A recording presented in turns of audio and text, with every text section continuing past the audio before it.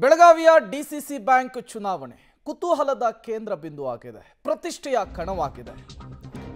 ವಿಜಯ ಮಾಲೆ ಯಾರಿಗೆ ಅನ್ನುವಂತಹ ಕುತೂಹಲ ನಿರ್ಮಾಣವಾಗಿದೆ. ರೋಚಕ ಘಟ್ಟವನ್ನು ತಲುಪಿದೆ ಡಿಸಿಸಿ ಬ್ಯಾಂಕ್ ಚುನಾವಣೆ.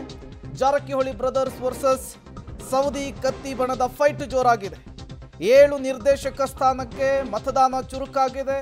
ಸಂಜೆ ಮತ ಎಣಿಕೆ ಇರುವಂತಹದ್ದು. ಯಾರ ಬಣ ಡಿಸಿಸಿ ಬ್ಯಾಂಕ್ನ ನಿರ್ದೇಶಕ ಸ್ಥಾನದಲ್ಲಿ ಅಧಿಕಾರದ ಗದ್ದುಗೆಗೇರುತ್ತೆ ಅನ್ನೋದು ಇವತ್ತು ನಿರ್ಣಯವಾಗುತ್ತೆ. ತುಂಬ ಕುತೂಹಲ ಕಾರಣವಾಗ್ತಾ ಇದೆ. ಒಟ್ಟು 16 ಸ್ಥಾನಗಳಿರುವಂಥದ್ದು. ಈಗಾಗಲೇ 9 ಸ್ಥಾನಗಳಿಗೆ ಅವಿರೋಧವಾಗಿ ಆಯ್ಕೆಯಾಗಲಾಗಿದೆ. ಅದರಲ್ಲಿ 7 ಸ್ಥಾನದಲ್ಲಿ ಜಾರಕಿಹೊಳಿ ಬ್ರದರ್ಸ್ ಹಿಡಿತದಲ್ಲಿದ್ದಂತಹ ಅಭ್ಯರ್ಥಿಗಳು ಗೆದ್ದರೆ, ಇನ್ನಿಬ್ಬರು ಕತ್ತಿ ಮತ್ತು ಸವದಿ ಬಣದವರು ಗೆದ್ದಿದ್ದಾರೆ. ಈಗ ಉಳಿದಿರುವಂತಹ 7 ಸ್ಥಾನ ತುಂಬ ನಿರ್ಣಾಯಕ ಸ್ಥಾನ, ತುಂಬ ರೋಚಕ ಘಟ್ಟವನ್ನು ತಲುಪಿದೆ.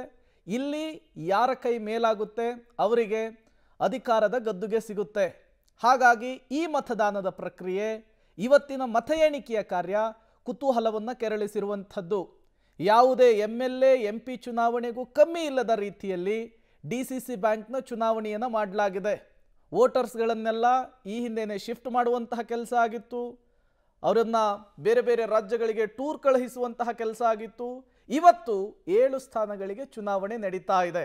ಸಂಜೆ ಮತ ಎಣಿಕೆಯ ಪ್ರಕ್ರಿಯೆ ಕೂಡ ಆರಂಭ ಆಗುತ್ತೆ. ಮಾಜಿ ಸಂಸದ ರಮೇಶ್ ಕತ್ತಿ ಬಣದಿಂದ ವೋಟಿಂಗ್ ಪ್ರಕ್ರಿಯೆ. ಕತ್ತಿ ಒಡೆತನದ ಬಸ್ನಲ್ಲಿ PKPS ಡೆಲಿಗೇಟ್ಸ್ ಬಂದಿದ್ದಾರೆ. 51 ಜನ ಕತ್ತಿ ಬಣದ ಮತದಾರರಿಂದ ವೋಟಿಂಗ್ ಆಗಿದೆ. 90ರಲ್ಲಿ ಒಟ್ಟು 52 ಕತ್ತಿ ಬಣಕ್ಕೆ ಬೆಂಬಲ ಇದೆ ಅನ್ನೋದು ಗೊತ್ತಾಗ್ತಾ ಇದೆ. ಇನ್ನು ಜಾರಕಿಹೊಳಿ ಬಣಕ್ಕೆ 41 ಡೆಲಿಗೇಟ್ಸ್ ಬೆಂಬಲ ಇದೆ. ಕ್ರಾಸ್ ವೋಟಿಂಗ್ ಭೀತಿಯಲ್ಲಿ ಈಗ ರಮೇಶ್ ಕತ್ತಿ ಬಣ ಇರುವಂತಹದ್ದು. ಹಾಗಾಗಿಯೇ ಈ ಚುನಾವಣೆಯ ಪ್ರಕ್ರಿಯೆ, ಸಂಜೆ ಮತ ಎಣಿಕೆಯ ಪ್ರಕ್ರಿಯೆ ಕುತೂಹಲವನ್ನು ಕೆರಳಿಸ್ತಾ ಇದೆ. 2 ಫ್ಯಾಮಿಲಿಯ ನಡುವೆ, 2 ಬಣದ ನಡುವೆ ದೊಡ್ಡ ಮಟ್ಟದ ಹಗ್ಗಜಗ್ಗಾಟಕ್ಕೆ ಡಿಸಿಸಿ ಬ್ಯಾಂಕ್ನ ಚುನಾವಣೆ ವೇದಿಕೆಯಾಗಿದೆ. ಪ್ರತಿಷ್ಠೆಯ ಕಣ ಯಾರ ಕೈ ಮೇಲಾಗುತ್ತೆ ಅನ್ನೋದನ್ನು ಕಾದು ನೋಡಬೇಕಿದೆ. ಮತ್ತಷ್ಟು ಡೀಟೇಲ್ಸ್ ಅನ್ನು ಕೊಡೋದಕ್ಕೆ ದಿಲೀಪ್ ನೇರ ಸಂಪರ್ಕದಲ್ಲಿ ಜಾಯಿನ್ ಆಗಿದ್ದಾರೆ. ದಿಲೀಪ್, ಕುತೂಹಲದ ಕೇಂದ್ರ ಬಿಂದು, ಪ್ರತಿಷ್ಠೆಯ ಕಣ ಡಿಸಿಸಿ ಬ್ಯಾಂಕ್ನ ಚುನಾವಣಾ ಪ್ರಕ್ರಿಯೆ ಹೇಗೆ ನಡೀತಾ ಇದೆ, ಏನೆಲ್ಲ ಆಗ್ತಾ ಇದೆ ಅಂತ ಹೇಳಿ.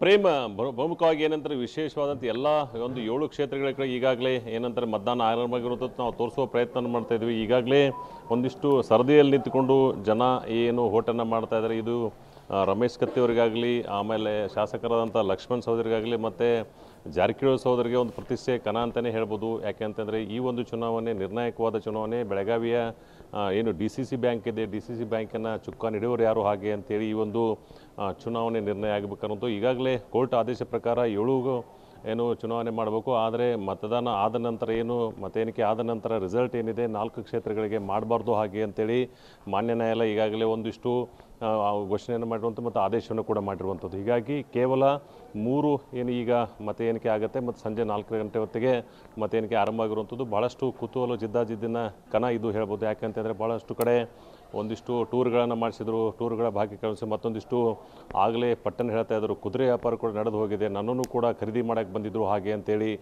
ಪಟ್ಟಣವರು ಆರೋಪ ಮಾಡಿರುವಂಥದ್ದು. ಹೀಗಾಗಿ ಭಾಳಷ್ಟು ಜಿದ್ದಾಜಿದ್ದ ಕನೆ ಅಂತಲೇ ಹೇಳ್ಬೋದು ಪ್ರೇಮ್.